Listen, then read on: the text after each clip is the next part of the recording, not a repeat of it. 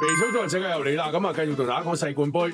今日講呢場咧，表面上就好似係國際米蘭高啲啦，但係咧其實唔係喎。我認為咧呢場波咧絕對有得打，應該係相當燦爛添嘅。點解咧？原因咧，即係因為嚟自咧墨西哥嘅蒙特雷咧，亦都係一支勁旅啦。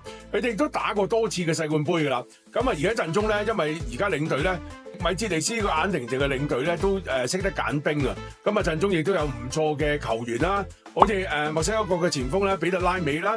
咁另外咧，亦都阿根廷前鋒奧金保斯咧，如果大家有印象咧，佢係打過阿西維爾啊、馬賽呢啲球會啊。一個相當有威脅能力嘅球員嚟㗎，咁啊當然陣中亦都有咧中場咧，格亞利斯呢個前西班牙國腳咧，亦都係相當好波，亦都係而家球隊嘅次席射手啊。雖然34歲咧都有貨交嘅，咁當然最大牌最大名嘅肯定係沙祖拉莫斯啊。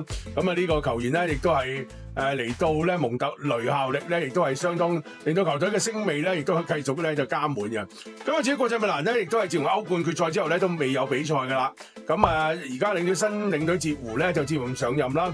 咁就球隊嘅變化唔太大。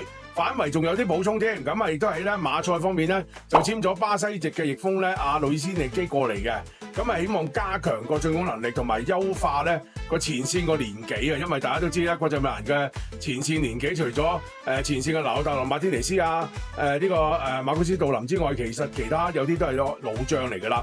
咁所以咧呢場波咧亦都係我諗即係國際米蘭唔需要擔心嘅佢哋嘅鬥心啦，因為咧球隊經過一場嘅歐冠嘅大敗慘敗之後咧，都希望一洗頹風啦。所以呢場波咧我都覺得咧有一啲嘅睇頭㗎。咁如果你想知道我嘅心水係點咧，記得上去咁啊肥叔足球世界文字版咧就睇過究竟嘅，睇下最終我嘅心水係點啦。咁另外當然除咗文字版之外，亦都咧喺廚房方面繼續有一啲靚料啊。